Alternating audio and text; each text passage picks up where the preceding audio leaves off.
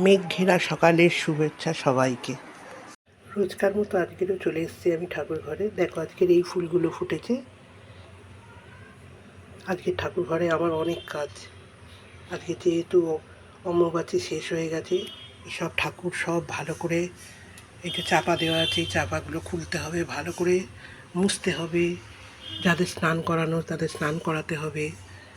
সব ঠাকুরকে তো আর স্নান করাতে পারবো না, পটগুলোকে তো স্নান করাতে পারবো না, যার জন্যে সেগুলো ভালো করে ভিজে ন্যাকড়া দিয়ে মুছতে হবে।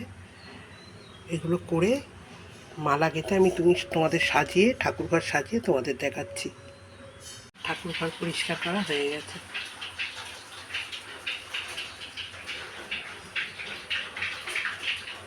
এবার ঠাকুরের পুজো করব।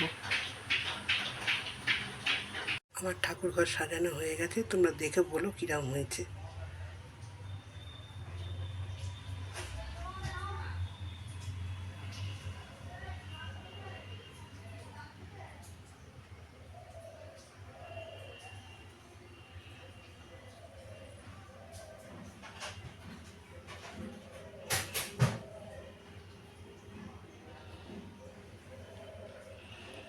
এই সব মালাগুলো আমি গেঁথেছি আজকের।